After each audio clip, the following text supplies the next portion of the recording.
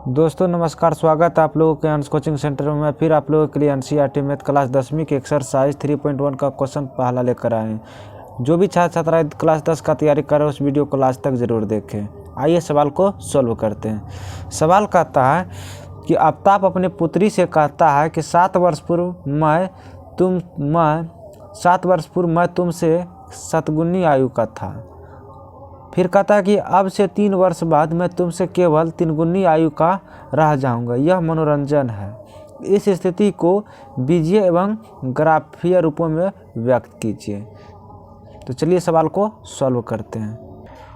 तो आफ्ताब अपने पुत्री से कहता है कि मैं तुमसे 7 वर्ष आयु का, अब से 7 वर्ष पूर्व मैं तुमसे क्या करूँगा, शतगुनी आयु करूँगा। तो चलिए पहले इसमें क्या करते हैं, मान लेते हैं। तो मान लेंगे कि आफ्ताब का वर्तमान आयु कितना है, x वर्ष है, तथा पुत्री का वर्तमान आयु y वर्ष है। इसी बात को चलिए लिख लेते हैं। तो चलिए मान लिए कि माना आफ्ताब की वर्तमान आयु x वर्ष है तथा पुत्री का वर्तमान आयु क्या है, y वर्ष है। अब करते हैं क्या, प्रश्न अनुसार। आप जो मुझे प्रश्न कहता है प्रश्न के अकॉर्डिंग चलते लिखेंगे।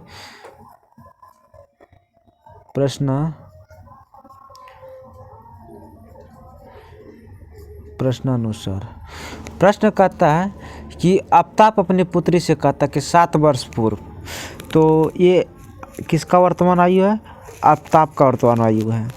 ये किसका उम्र है, पुत्री का वर्तमान आयु है। कहता 7 वर्ष पूर्व, तो 7 वर्ष पूर्व कहता है तो 7 वर्ष मैं इसमें भी घटा देता हूँ और 7 वर्ष मैं पुत्री को भी घटा देता हूँ। तो 7 वर्ष पूर्व मैं तुमसे शतगुनी आयु का था। तो कौन शतगुनी आयु का था, तो आफ्ताब शतगुनी आयु का था। तो आफ्ताब में गुना न करके पुत्री में क्या करते हैं, गुना कर लेते हैं।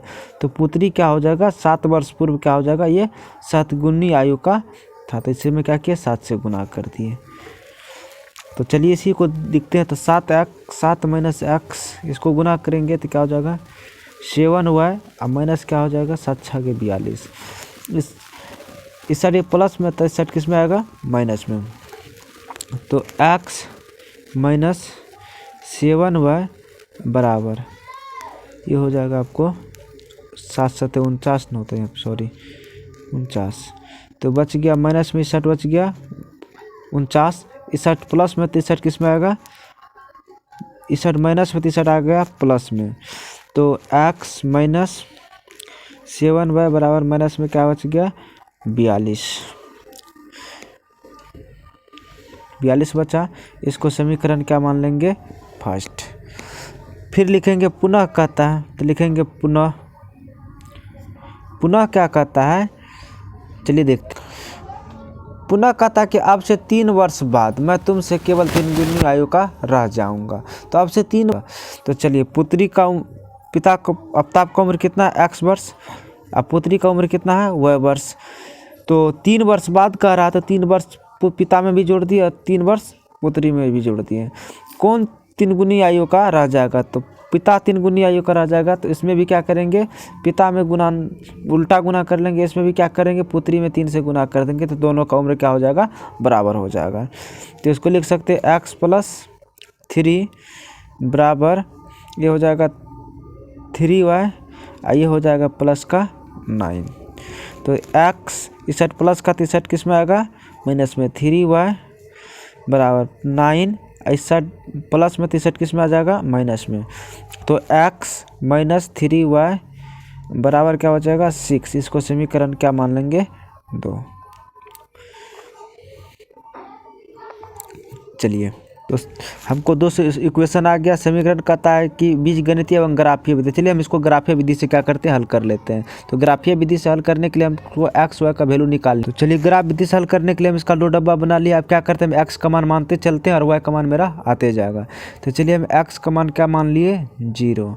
तो जैसे x का मान 0 ले लिए तो क्या हो जाएगा 0 माइनस 7y बराबर माइनस का क्या हो जाएगा 42।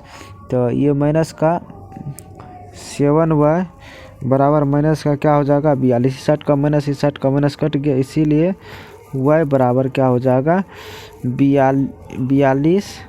इस साइड गुना करते साइड किस में आएगा, भाग में। तो 7 6 के 42। तो x y का वैल्यू कितना आ गया 6। y बराबर मेरा फाइनल कितना आ गया 6। चलिए एक वैल्यू मैं और निकाल लेता हूँ। पहला वैल्यू x का आ गया, y का आ गया 6। अगला वैल्यू में क्या मान लेते हैं 7। x का वैल्यू क्या मान लेते हैं 7। तो लिख सकता हूँ 7 माइनस 7y बराबर माइनस का 47।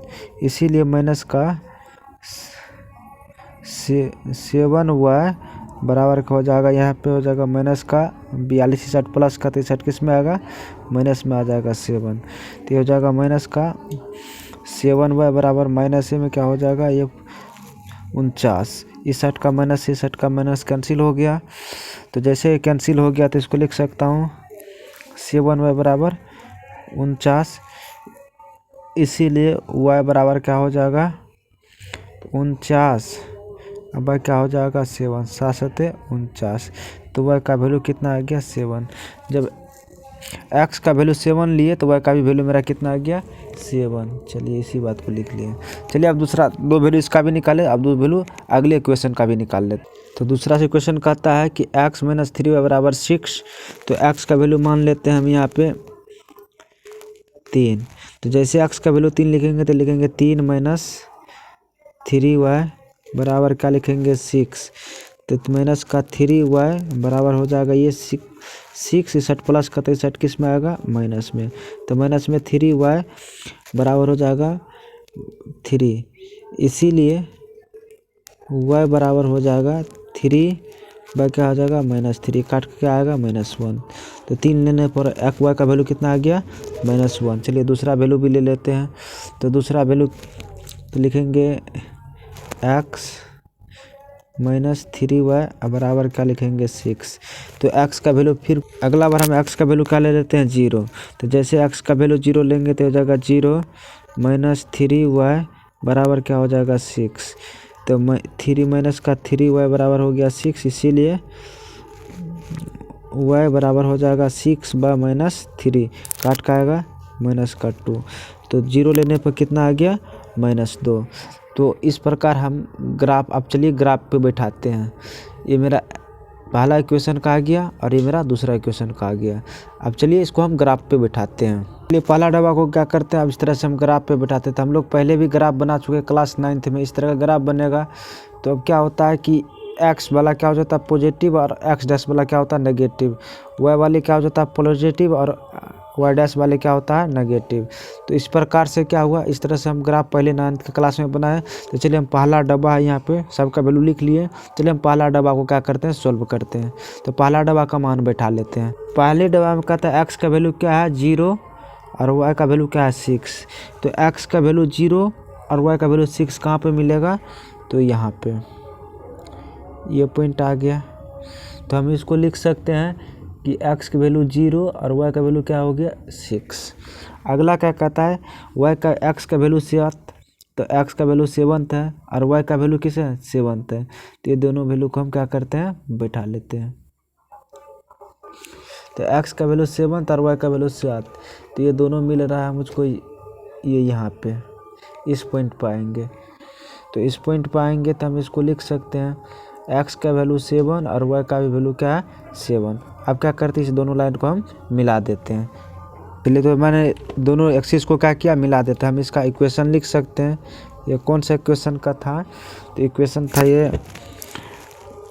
x माइनस 7y बराबर माइनस में 42। इसका समीकरण लिख लिया। चलिए अगला का भी, अगले डब्बा का भी क्या करता हम ग्राफ पे मान को बैठा लेते हैं। अगले डब्बा में कहता है कि x का वैल्यू 3 और y का वैल्यू -1। तो x का वैल्यू 3, तो चलिए देख लेते हैं। तो x का वैल्यू 3 यहाँ पे है और y का वैल्यू -1 यहाँ पे मिलेंगे। तो इसी पॉइंट को घेर लिए। तो इसका मतलब हुआ कि x का वैल्यू कितना हो गया 3 और y का वैल्यू कितना आ गया -1। चलिए घेर लिए। अगला कहता है कि x का वैल्यू 0 लेने पर y का वैल्यू कितना आ रहा है -2। तो यहाँ पे आ रहा है, तो इसको लिख सकता है x का वैल्यू 0 और y का वैल्यू क्या हो गया -2। चलिए दोनों लाइन को क्या करते हैं मिला लेते हैं। चलिए इस लाइन का भी हम क्या करते हैं इक्वेशन को लिख देते हैं। ये था x माइनस 3y बराबर क्या था 6। तो दोनों इक्वेशन को हम इस तरह से लिख ले। इस प्रकार मेरा ग्राफ क्या होता है तैयार हो जाता है। अगर आपको यह वीडियो अच्छा लगा होगा तो एक लाइक ज़रूर कीजिएगा। मेरे वीडियो को लास्ट तक देखने के लिए धन्यवाद।